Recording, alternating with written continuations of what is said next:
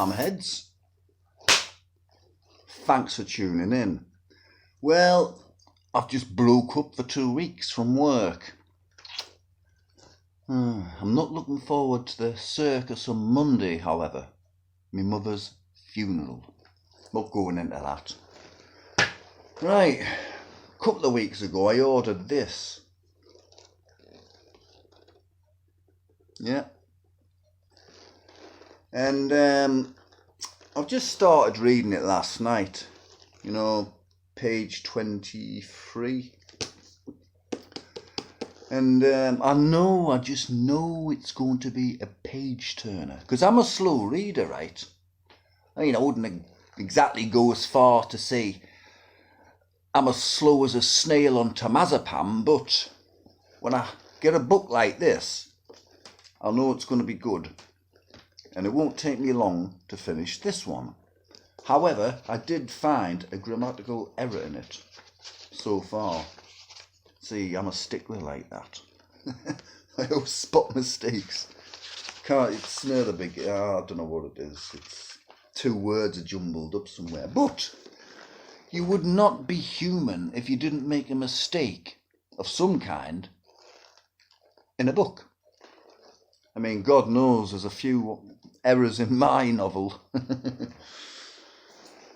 Everyone has this misconception about Tommy Robinson. That he's a racist, Nazi, bigot, fucking Islamophobe and all this fucking bollocks, you know what I mean? Where's the evidence? Where is the evidence of these ridiculous accusations?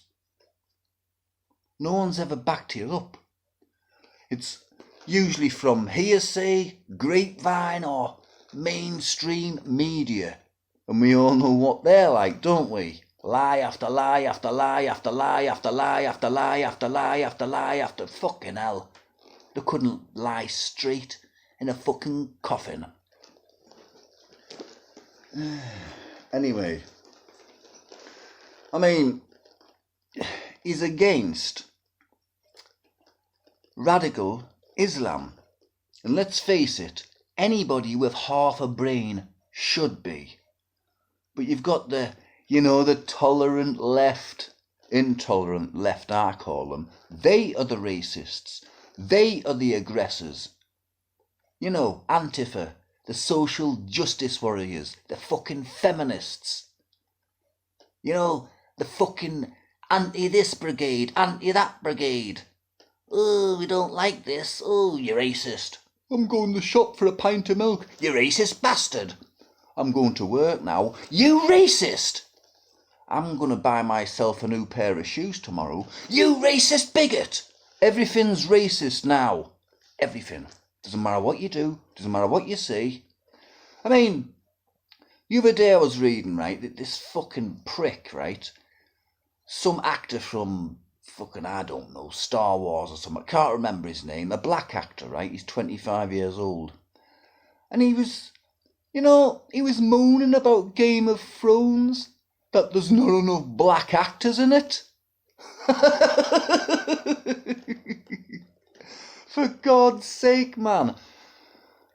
Come on, Game of Thrones. I mean, I don't watch that fucking shit, but it's a popular show.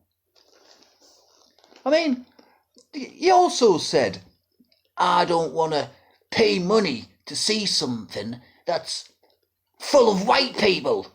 Well, that's racist in itself, isn't it? But it's all right for black people to be racist against whites. It's the norm now, you see. See, if another high-profile actor or somebody, that says, for instance, oh, Boys in the Hood's crap, I'm not watching that, it's full of black people. Can you imagine the public outcry? Quadruple standards now, this day and age. Anyway, I'll read the back here. The high price one man paid for exercising his right to free speech. Former leader of the English Defence League, Tommy Robinson, describes the uncomfortable truths about growing up in a town blighted by Islamic extremism and criminal gangs. When he led a street protest in support of British troops, the state set about destroying his livelihood and persecuting his family before throwing him to the violent Muslim underworld that runs England's prisons. Finally, they tried to blackmail him into working for them. Tried to blackmail him into fucking... he never stops. It's at the beginning. The police, they kept ringing him up. They kept fucking banging on his door. "Oh, can you rejoin the EDL? Be undercover for us." He's not going to do that. He'd rather go to prison than fucking be an informer. Rightly so. So would I. Let's have a look at the page count. How many pages? 330. My book's bigger than that. How many's mine got?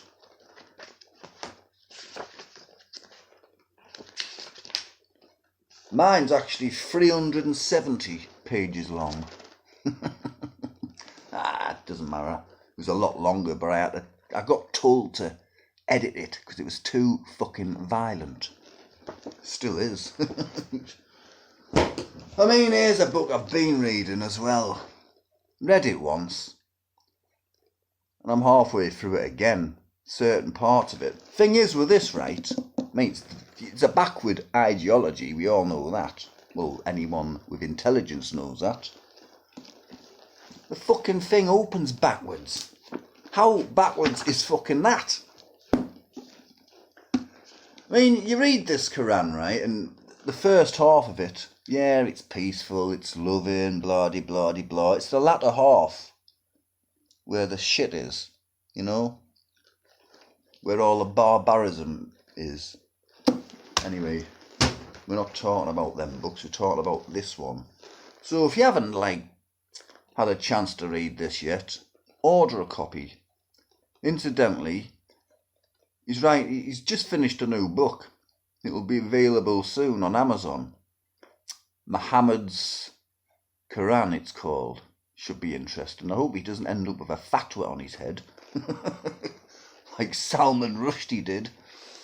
Because he's taken some risks writing a book like that, I'm telling you. Basically, he's pulling the Quran to bits and putting it back together how it should be. From what I've heard about it anyway. The Amazon #1 best-selling biography. The Bravest Man in Britain. A story of courage and unbroken spirit. Yeah, he is the bravest man in Britain. He's the only one who's got the fucking balls to speak the truth. No one else will. Oh, there's a few, but they're not out there like he is. You know what I mean? I was at the March for Justice for Chelsea march in Sunderland a few weeks ago, the second march.